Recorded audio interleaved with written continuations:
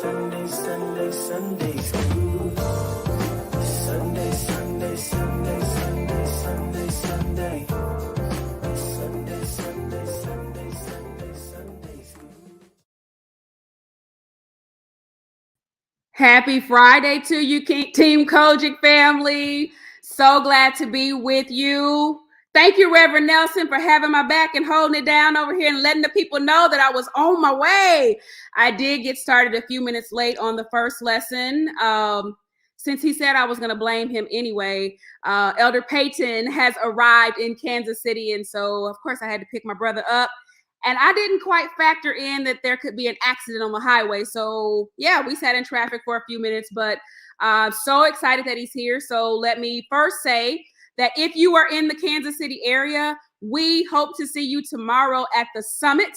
There is a flyer that's posted on the International Sunday School Department page, but we'll be at Miracle Temple, Church of God in Christ at 10:30 in the morning for the Sunday School Summit. So if you're anywhere in this region, Kansas City area, Iowa, Nebraska, come on over. It is going to be an amazing time. But for now, we are here to discuss our lesson for this week, which is tradition and love.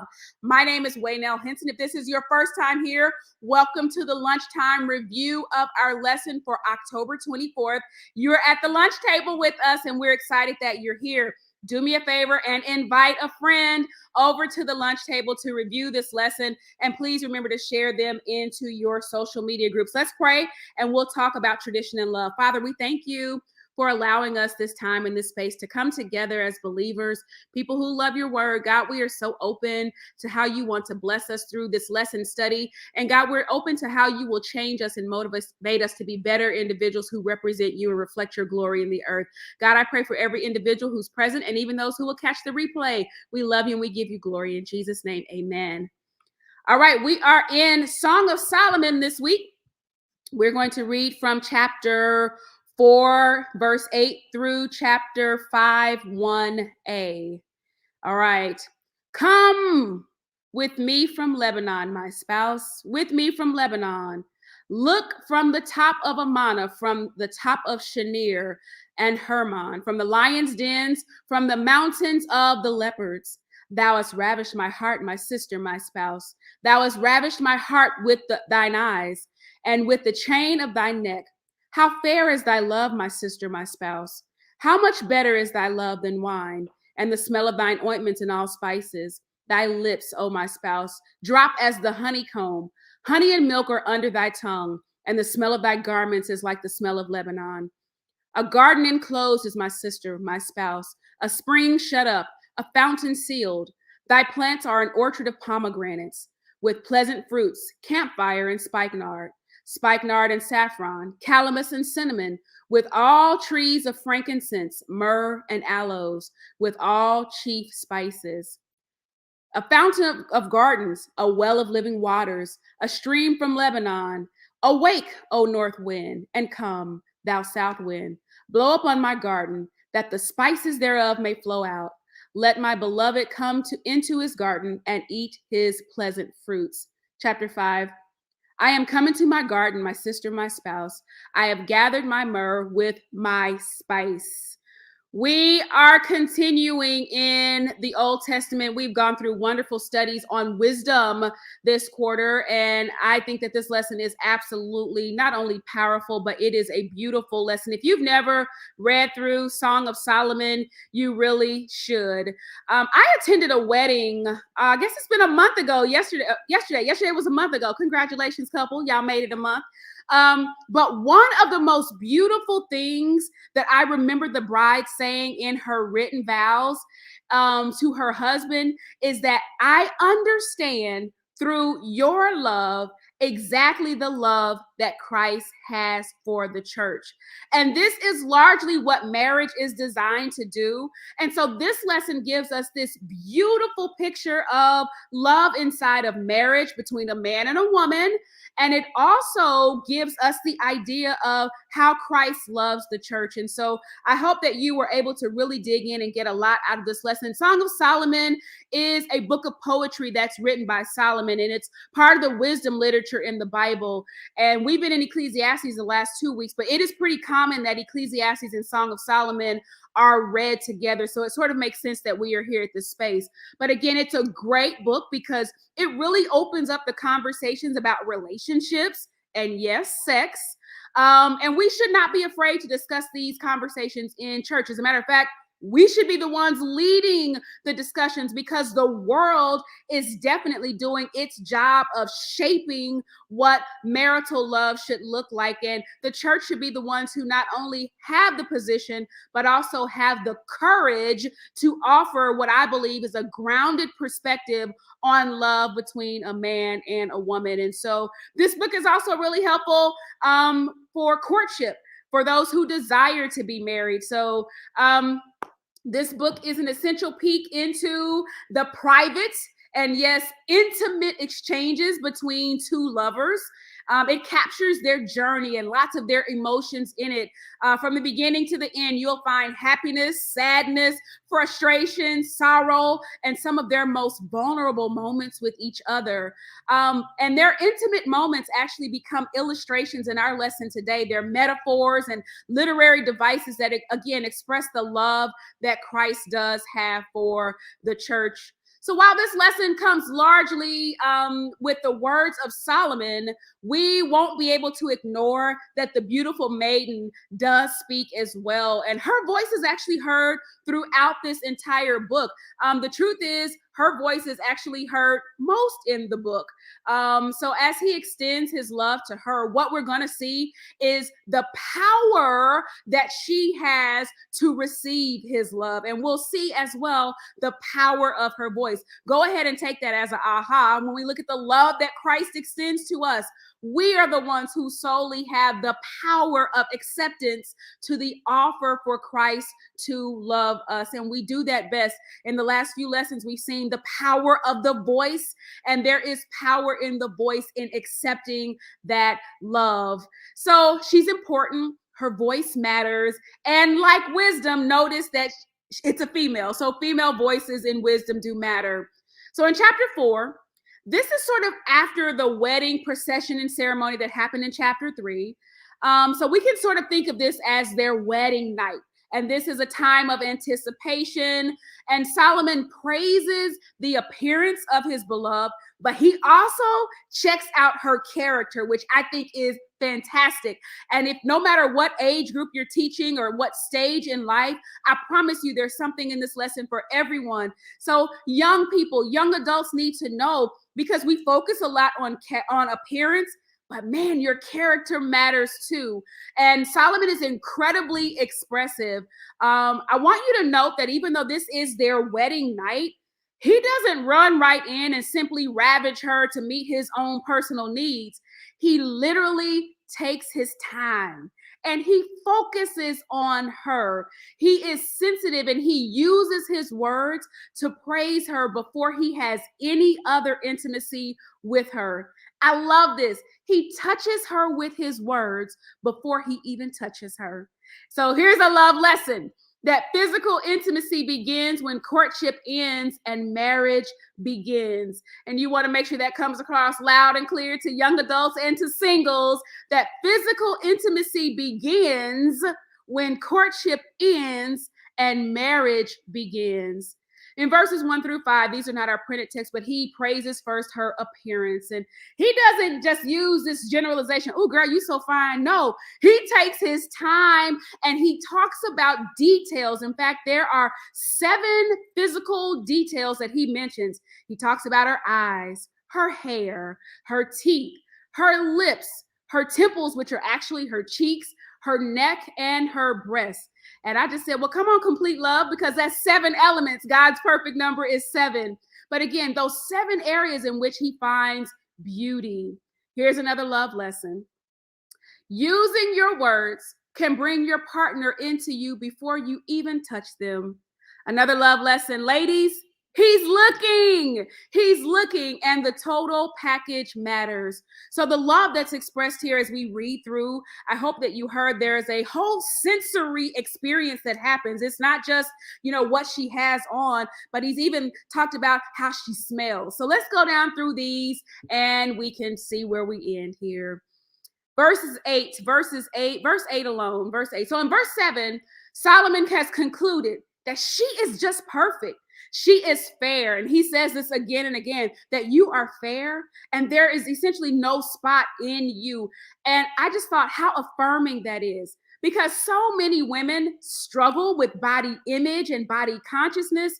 And in fact, earlier in the book of Song of Solomon, the maiden, she doubts her own beauty. But here is the husband, here is Solomon, who is telling her, no matter what, no matter where that dimple or that pimple is, you are perfect to me. And so from head to toe, top to bottom, he just talks about his beautiful bride. So verse 8 is the first time that she's identified as his spouse, as his bride. And he's essentially telling her, let's go. Let's leave this all behind. Now, this maiden has come from the north, and he's now ready for her to come and be with him. I kind of said this is her invitation to leave and cleave. Let's leave this all behind. And he's calling her to something new and wonderful. Let's go do life together, is how this would be said in 2021. And he uses all this imagery of like the den of lions and leopards, and those are very scary and dangerous kinds of images. What he's trying to convey to her is there is an invitation for you to leave all that scary stuff, to leave dangerous things behind and come to a place of safety with me. She can leave all of her fears behind. He even wants her to leave behind any fears that she may have in just coming. What he's trying to convey is, I want you with me, and coming with me, he's affirming that he wants to care for her. He is letting her know, I am prepared for you over here. So many love lessons in here. Tradition and love. Inside of love is that idea that he is prepared not only to do physical things, but he is prepared to bring you into a place of safety, and he is prepared to care for you. Again, a love lesson before any physical pleasure, because this union has not been consummated, but he offers his bride affirmation and safety. In verses 9 through 11, he lets her know, you have captured my heart. I am a changed man. And it wasn't just her physical beauty. Yes, he was definitely taken by that, but there's also her character. She's had an effect on him personally. You've done something to me. You've made my heart race, is what some translations say. And in her physical beauty, yeah, he noticed. He noticed her eyes. It was the way that she looked at him, even with the veil. Your eyes are like a dove, is what he told her in verse 1. It was the look that did it. It was the way you looked at me. I guess that's a little love lesson there. Our eyes matter. The way you look matters. There's a story that's in your eyes. So the way she looked at him, but not just even the longing eyes and the loving eyes, but it was the single vision focus that she had for him. Love lesson. Whomever you are married to, you should have eyes only for them. That's a whole nother lesson. But a single focus means I am only concerned about you. It means I'm not texting with somebody else. I'm not inboxing in other places. My eyes are only for you. Not only her eyes, but he talks about the necklace that she had on. And earlier in verse 4, he talked about her neck being like the Tower of David. Now, that was not to say that her neck was strong and stiff, but the neck in that time was seen as a sign of character, strength, and dignity. And so he's letting her know, I see the grace and the dignity that you walk with. You don't walk with your head hung down, which would be a sign of humiliation, but there's something regal that's even about the way you move and the way you present. He calls her my sister, my spouse. And some have asked, well, why does he call her his sister? Well, in those days, that was a term of affection for the wife. It expressed the commonality that they had by birth and the commonality that they would have had in God. But she was his wife by choice. And so that was a beautiful title, my sister by what we have in common, but you're my wife because I have chosen you. Reverend Nelson, it's the look for me too. Yes, it's the look for me. I love it. And he tells her that all of that, this is better than wine. And this is the same thing that she has already said to him back in chapter 1, verse 2. So you'll notice kind of this little banter back and forth, how they speak loving and sweet things to each other. Yes, Sister Katrina, he sees her as a queen. And on his queen, he likes her lips. They're kind of thin. They're not wide lips. And they're kind of scarlet colored. So maybe she had a little color on. Maybe it was her natural lip color. He liked the way that she smelled. And check this out. It wasn't like she went out and put on every fragrance she could find. He was telling her that what you do, your natural fragrance every day, is better than even the expensive spices that we find in other places. When he talks about her lips, he says that milk and honey are under your tongue. And I said on Markup Monday that this reminds me of the milk and honey that was promised as the children of Israel made their way to the promised land. And when I think of milk and honey, milk is nutritional. It's something that we need. In fact, when mammals are born, that's why they are fed from the mother milk. It is what they need to survive. But honey, that's a little something sweet. That's the extra stuff. And so he is saying to her that in your tongue is everything that I need, and a whole lot of the little extra sweet stuff too. And he might have been telling her that she was a good kisser, but we don't know that yet. Why? Because this marriage has not been consummated. I saw that argument as I was studying, but I like to think that in it, I even think about her words being even what he needed. The garment in this context is not even just necessarily her clothes, but even like what she would have been covered up with on that night. Remember, we're inside of a bedchamber on a wedding night. These are all the things that are being said before the moment of consummation. He even goes here, verses 12 through 14. Solomon had all rights reserved. This is beautiful. He refers to her as enclosed, shut up, and contained. What he's speaking to is her purity. She was a virgin, and he values the fact that she has not been all over the community. There is a life lesson there. I know the world is telling us to try on the shoe before you buy it, but I still want to believe that wherever my husband is, he wants to know that I have not been all over Wyandotte County and Dallas, Texas, that there needs to be something that he values and that rights reserved to know that you haven't been everywhere. And so Solomon takes pleasure in knowing that she is his and his alone. We've got to go back to talking about the value in virtue. Even with our young people, there is value in virtue. And so his beloved, he keeps her to himself. Sister Geraldine, it is special because she's been closed off to others. And now he's like, I have you to myself. So it is as wonderful a moment for him as he wants it to be for her.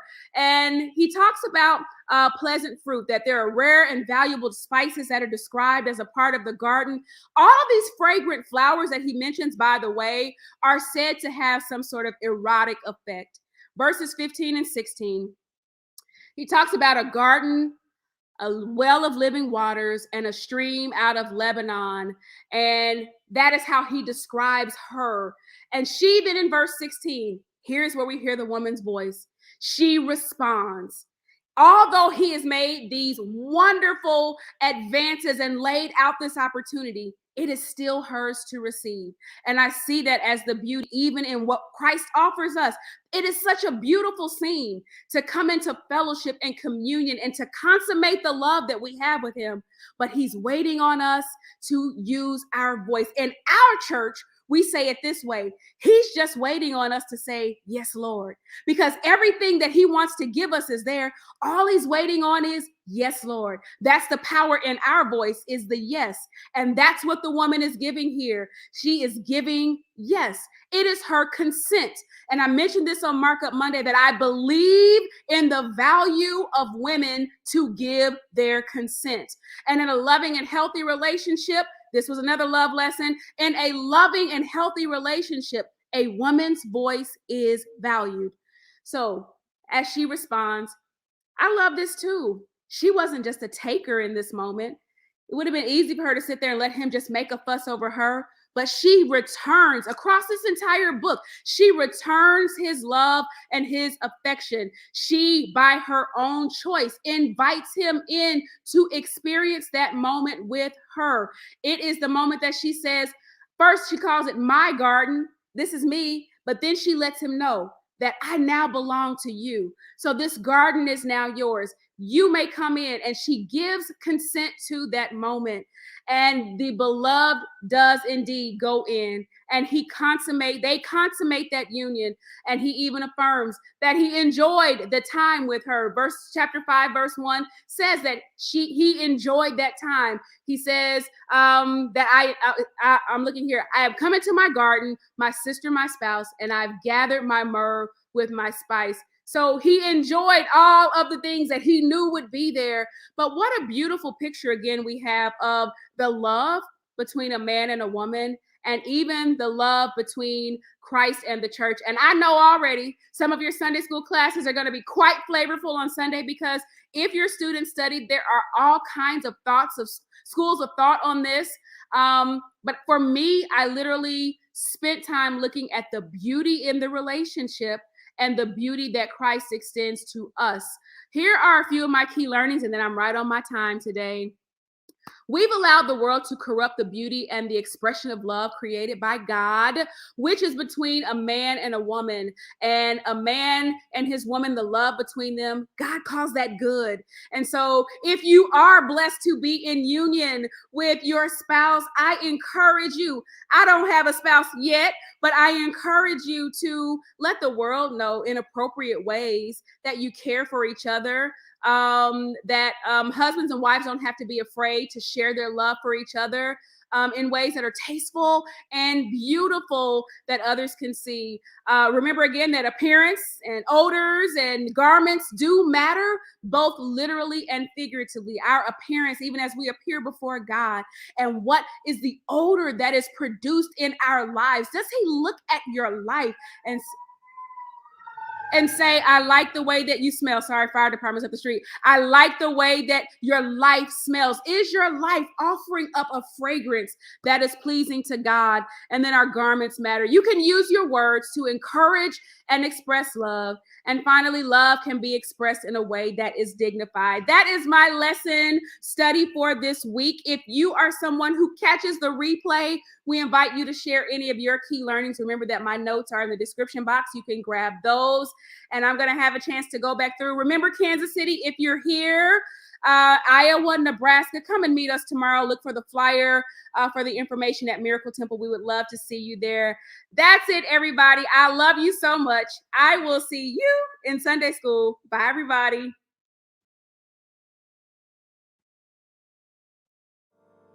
Sunday, Sunday, Sunday, Sunday, Sunday, Sunday.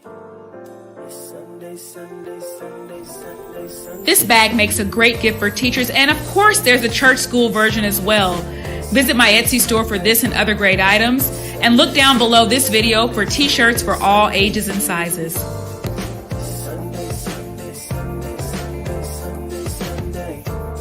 Hey, Sunday, Sunday, Sunday, Sunday, Sunday, Sunday. La da da, la da da da da, la da da, la da da da da, la da da, la da da da da. La da da, la da da da da, la da da, la da da da da, la da da, la da da. Changing the way you see Sunday school with that Sunday school.